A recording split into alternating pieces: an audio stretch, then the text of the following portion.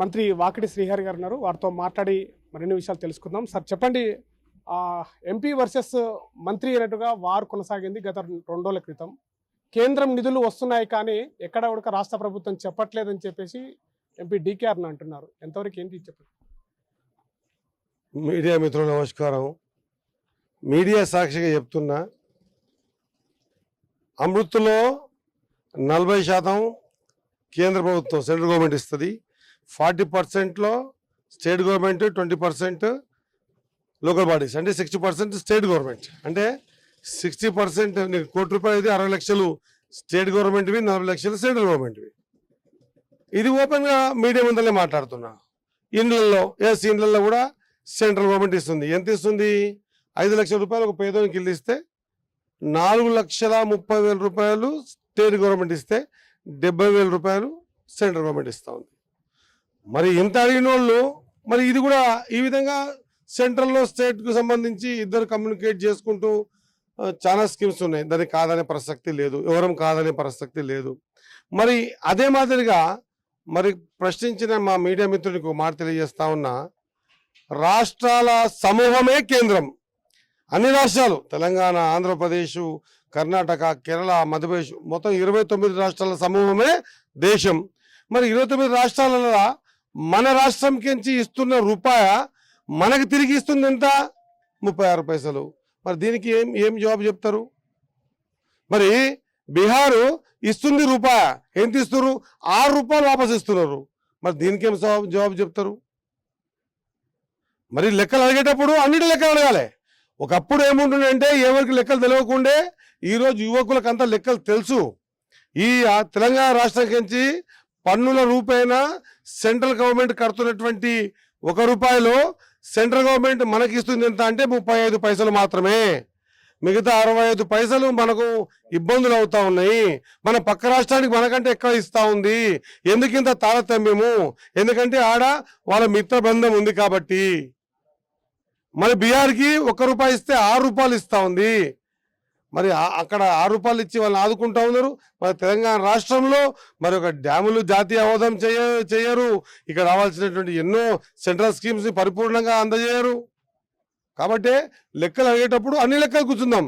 నేను ఇందువరకే చెప్పిన మీడియా మాధ్యమాల ద్వారా, మీడియా మిత్రుల ద్వారా, సెంట్రల్ నుంచి మనకు రావాల్సిన వాటా ఎంత, సెంట్రల్కి మనం పంపిస్తుంది ఎంత, ప్రతి స్కీమ్లో సెంట్రల్ వాటా ఎంత, స్టేట్ వాటా ఎంత చర్చించేందుకు ఏ వేదికైనా మేము సిద్ధంగా ఉన్నామన్నమాట మరొకసారి గుర్తు చేస్తూ, ఏదైనా ఇప్పుడే సోదరుడు అడుగుతూ ఉండే మంత్రి వర్సెస్ ఎంపీ, ఇది వారు కాదండి, ఇది డెవలప్మెంట్లో వారు ఒక యుద్ధం చేద్దాం. మేమెంత తెస్తున్నాం, మీరెంత తెస్తారు, మాకంటే మీదే పై చేయి ఉండని వద్దంటలేం, అది మీరు చెప్పుకోండి. మీకంటే మాది పై చేయి ఉంటే మేము చెప్పుకుంటాం. సెంట్రల్ స్టేట్ కలిసి వెనుకబడ్డ ఈ అమర్చింత మండలము మరి టౌన్కి కావాల్సినటువంటి కనీస వసతులలో ఎవరి షేర్ ఎంత తెచ్చామో మీరు ఏ వేదిక చెప్పినా కూడా సిద్ధంగా ఉన్నామన్నమాట గుర్తు చేస్తూ ముగిస్తాను. ఎంపీ గారిని ప్రోటోకాల్ ప్రకారం పిలవకుండా ముందుగానే మంత్రి గారు శంకుస్థాపనలు చేస్తున్నారు తప్ప, కానీ మరియు మళ్ళీ కాంగ్రెస్ రౌడీజం చేస్తూ గుంపులుగా దాడులు చేస్తూ పాల్పడుతుందని చెప్పేసి ఎంపీ గారు అంటున్నారు. తెలంగాణ రాష్ట్రంలో లేదా ఆంధ్రప్రదేశ్ కలిసి ఉన్నప్పుడు కానీ రౌడీయిజము ఎవరు చేశారంటే ఎవరైనా రాజకీయం తెలిసినోడు చెప్తారు. ఇక రౌడీజం చేసేంత ఓపిక లేవు, ఆ శక్తి లేదు, అంత మూర్ఖత్వం చేసే పరిస్థితి నాకు లేదు.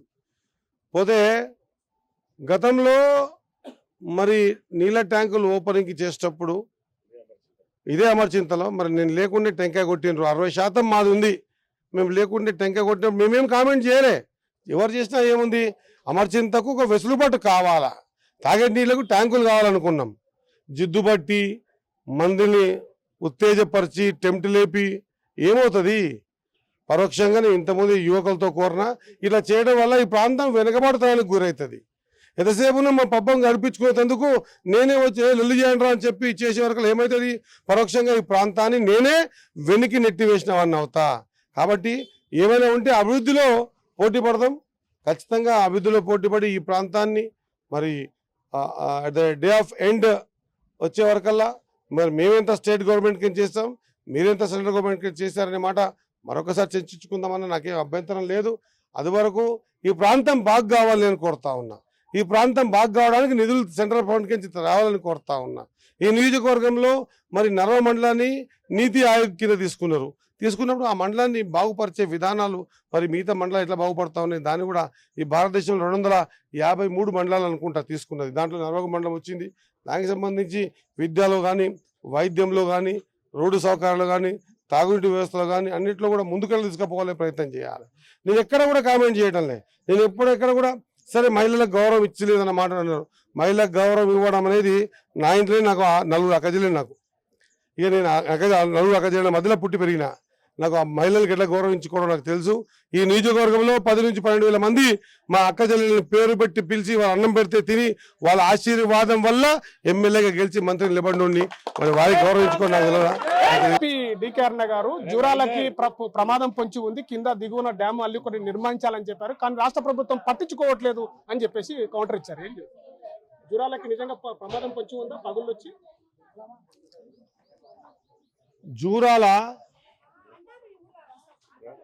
1,00,000 క్యూసెక్కుల నీరుని పోయినసారి పుష్కరాల్లో వదిలిపెట్టిన చరిత్ర ఉంది జూరాలకు. మొన్న ఏదో వీళ్ళు గడబడి చేసి 10 టీఎంసీలు 7 టీఎంసీలు వస్తే మునిగిపోతుందని చెప్పారు. దాంట్లో టెక్నికల్ అర్థం కూడా లేదు. నేను ఒకటి కోరుతా ఉన్నా మీడియా మాధ్యమాల ద్వారా, మరి నేను జస్ట్ 2 సంవత్సరాల 3 నెలలు అవుతుంది అనుకుంటున్నాం ఎమ్మెల్యే అయ్యి, ఒక 7 నెలల కింద మంత్రి అయినా. మరి దాదాపు 2-3 పర్యాయాలు అధికారం నుండి మంత్రిగా తమరే ఉన్నారు కదా. మరి ఆ మంత్రిగా తమరే ఉన్నప్పుడు ఆ సేఫ్టీ బ్రిడ్జిని మీరే నిర్మాణం చేసింటే అయిపోతుండే కదా. నేను అడ్డుపడికి రాకపోతుండే. నేను సేఫ్టీ బ్రిడ్జ్ నిర్మాణం అంటే నా దృష్టిలో దీని మీద వెహికల్స్ పోవాలి, బ్రిడ్జ్ మీద పోరాదు. కాబట్టి స్వామి కార్యం స్వకార్యం అవుతుందనే ఉద్దేశంతో అందరి ఆలోచనలు మీరు, నేను ఒక్కనే కాదు, నేను కృష్ణమోహన్ రెడ్డి గారు, మధుసూదన్ రెడ్డి గారు, వనపర్తి మేఘారెడ్డి గారు అందరం కలిసి కూర్చొని ఈ టేలెండ్ అయినటువంటి మున్సిపాలిటీస్ అమర్చింత కానీ ఆత్మకూరు కానీ దీనికి రవాణా సౌకర్యము లేదు. రవాణా సౌకర్యం ఒకవేళ ఆ బ్రిడ్జిని ఈడ కట్టడం వల్ల ఒక్క వెహికల్ కూడా అక్కడ పోయి ఎక్కదు కాబట్టి, మరి అది కూడా భద్రతనే కాబట్టి దాన్ని ఎవరినో అడుక్కొనో చేసో ఈ క్రైసిస్లో కూడా 123 కోట్ల రూపాయలు తీసుకొచ్చి బ్రిడ్జికి నిర్మాణం చేస్తూ ఉంటే నన్ను మా సోదరిమని కానీ మిగతా అందరు కానీ శబాష్ అంటారు అనుకున్నా. కానీ నేను చేస్తున్నందుకే అది తప్పు అని, మరి నువ్వు ఆడనే కట్టేది ఈడేది కడుతున్నావు అని అనడం అనేది ఎంతవరకు సమంజసమో మరి మీరు వాడిని ఆయన తెలుసుకోవాలి. 2 మున్సిపాలిటీల మధ్యలో గద్వాల కావచ్చు, ఆత్మకూరు కావచ్చు, ఒక కనెక్టివిటీ పెరిగి ఉత్తి మట్టి వేస్తేనే రోజుకి 2,000 వాహనాలు పోతూ ఉన్నాయి. ఇవన్నీ కూడా బ్రిడ్జి మీద పోయేటి వాహనాలు ఇటుకెచ్చి పోతూ ఉన్నాయి. ఒకవేళ బ్రిడ్జి నిర్మాణం అయితే ఒక వాహనం పోయి జూరాలని చూడాలి అనుకునే తప్ప ఎవరు కూడా ఆ బ్రిడ్జి ఎక్కరు, పైకి ఎక్కరు. కాబట్టి సేఫ్టీకి పనికొస్తుంది, 2 నియోజకవర్గాల మధ్య బంధాన్ని పెంచడానికి పనికొస్తుంది. మున్సిపాలిటీలు మూలన పడ్డ ఆత్మకూరు అమర్చింతకు ఒక కనెక్టివిటీ దొరుకుతుంది. సాయంత్రం 6-7 తర్వాత ఒక్క వాహనం తిరగకుండా నిర్వీర్యమైనటువంటి ఆత్మకూరుకు జవసత్వాలు వస్తాయి. ఇదొక్కటే కాకుండా నేను మాటికి ఇదే మాట చెప్తా ఉన్నా. 2.5 సంవత్సరాల నా పరిపాలనలో నేను చేస్తున్నటువంటి ఈ కార్యక్రమాల్ని ఇంత అడ్డుకోవడం అనేది ఎంతవరకు కరెక్టు? మరి కట్టాలని మీకే ఆలోచన ఉంటే మరి ఇదివరకే మీరే కట్టింటే నేనేం ఆబ్జెక్షన్ చేసేవాడిని కాదు కదా. కాబట్టి నేనేమంటున్నా, ప్రజల ఆలోచన విధానం, ప్రజల సౌకర్యార్థం, బ్రిడ్జ్ సౌకర్యార్థం, బ్రిడ్జ్ చెడిపోకుండా ఉండేందుకు ఇక్కడ కట్టుకుంటున్న బ్రిడ్జ్ నిర్మాణానికి మరి ఈరోజు మనము ఎంతో శ్రమ ఓర్చి ఎవరెవరినో ఒప్పించి మెప్పించి ఈరోజు చేస్తూ ఉంటే ఎన్ని కార్యక్రమాలు ఆ బ్రిడ్జు మేము కాదంటే కూడా కడుతుర్రు కదా అని దీన్ని మనసులో పెట్టుకొని ఈరోజు అడుగడుగున ఇబ్బందులు పెట్టే కార్యక్రమం. దీని నుంచి ప్రజలు తిక్కోళ్ళు కాదు, ఒకప్పుడు తిక్కోళ్ళు ప్రజలు తెలియకుండే. ఇప్పుడు ప్రతి చిన్న పిల్లగాడు కూడా దీని నుంచి లాభం ఎంత నష్టం ఎంత బేరీ చేసే స్థాయికి ఎదిగినరు. కాబట్టి అమర్చింత ఆత్మకూరు అంతా తిక్కోళ్ళేం కాదు.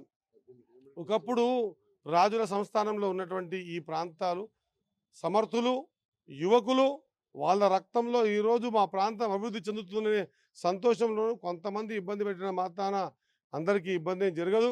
ఎవ్వరూ అధైర్యపడాల్సిన అవసరం లేదు. ఖచ్చితంగా సౌకర్యార్థం బ్రిడ్జికి కూడా సేఫ్టీ కోసం ఈ బ్రిడ్జి నిర్మాణం జరుగుతూ ఉంది. దానికి ఆశీర్వదించవలసింది కోరుతా ఉంది. ఇది అంటే కేంద్ర రాష్ట్ర ప్రభుత్వాల సమన్వయంతోనే కూడా ఇక్కడ సంక్షేమ పథకాలు అభివృద్ధి ఉన్నాయి.